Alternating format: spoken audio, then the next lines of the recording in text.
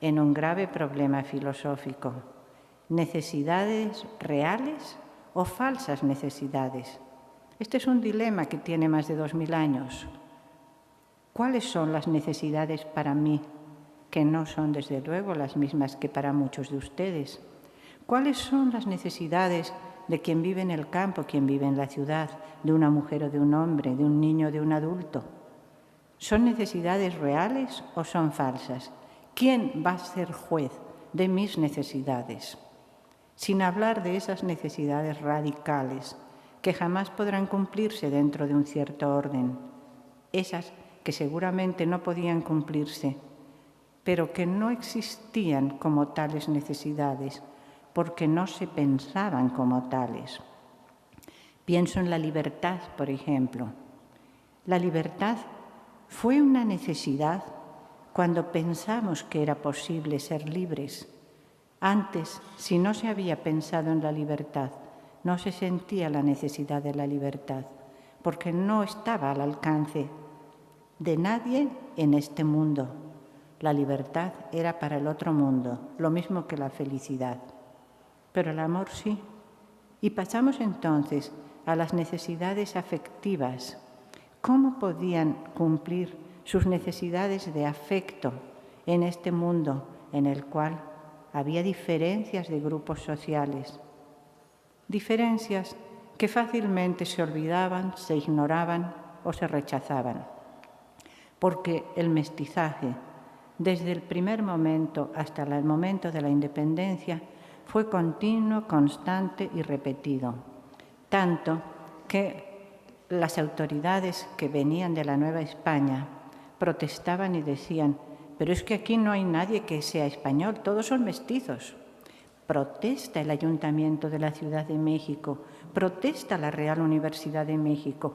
¿Cómo se atreven a decir que somos mestizos? Es mentira. Lo veían así. Eran mestizos biológicamente y eran mestizos culturalmente, que es mucho más importante. Porque a la hora en que yo pasé horas y horas, días y días de mi vida contando mulatos, mestizos, castizos, moriscos, me di cuenta de que realmente lo que estaba viendo no era un criterio biológico, era un criterio de orden social y cultural.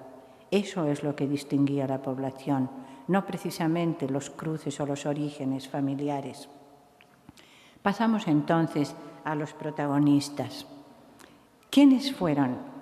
¿Quiénes son estas personas de quienes yo digo, he visto sus documentos y sé que fueron, al menos en algún momento de su vida, felices? O bien, no lo fueron, pero tenían muy clara la idea de qué es la felicidad y que podrían alcanzarla. Me voy a ir a un personaje de los más antiguos y de los más odiosos y repudiados de nuestra historia, Pedro de Alvarado. El conquistador Pedro de Alvarado, con tantas riquezas, con tanto poder, con la capacidad de dar vida o muerte a quien quisiera, ¿pudo ser feliz en algún momento? ¿Buscó la felicidad aparte de la ambición? Juraría que no. Y nos vamos con otro personaje, mucho menos destacado y menos conocido, de la misma época, el comendador Leonel de Cervantes. También fue compañero de Hernán Cortés en la conquista, solamente que cuando ya estaba sitiada la Ciudad de México, para él, como para todos, era visible que en un momento caería Tenochtitlan. Y entonces, nos cuenta Bernal Díaz, el comendador Leonel de Cervantes pidió licencia a don Hernando para regresar a España. Y don Hernando no tuvo inconveniente en dársela, porque Leonel de Cervantes en la guerra era hombre para poco. Efectivamente, parece que en la guerra no se destacaba por su valor ni por su fuerza, pero en cambio, como político, como diplomático, como visionario, parece que no estaba mal, porque regresó tan pronto como pudo. Regresó de España con sus 6 hijas, no tenía ningún hijo. A sus 6 hijas las pudo casar una por una con los más destacados encomenderos, propietarios, los más ricos empresarios y con eso perpetuó el nombre, la estirpe y la familia de los Cervantes. ¿Fueron o no fueron felices estas mujeres? Mujeres a las cuales casaban porque era obligación de los padres y de los hermanos casar a las mujeres. Y conozco cartas de doncellas de 23, 24 años que están impacientes y desesperadas porque mi padre no me ha buscado marido. ¿En qué está esperando? O bien porque murió mi padre y ahora es mi hermano el que tiene obligación de conseguirme marido. Seguramente a ustedes les parece inconcebible, pero así es como lo veían estas mujeres. No era el terrible castigo de que me casaron con alguien que no conozco. No, son capaces de escribir desde España y escribirle a su pariente en México, en la Nueva España, diciéndole, seguramente ahí tienes posibilidades de casarme con alguien. Por favor, no te olvides de que ya tengo 24 años. Tienen verdadera urgencia porque su pariente las case. Está muy lejos de lo que nos parece tan terrible de casarlas contra su voluntad. Claro que también hubo mujeres que se quejaron porque las casaban con quien ellas no querían o porque no las dejaban casarse con quien querían. Un ejemplo particularmente dramático es el de la hermana de los Ávila. Los Ávila, que eran amigos y compañeros de Martín Cortés, el hijo legítimo de don Hernando. Con él hacían sus fiestas, formaron su corte, eran propietarios, eran distinguidos, no habían hecho nada en la conquista, pero lograron ser los personajes más distinguidos de la Nueva España. Y su hermana chica, de 16 o 17 años, se enamoró de un mestizo, de ínfima calidad, dice el cronista, un tal Arrutia.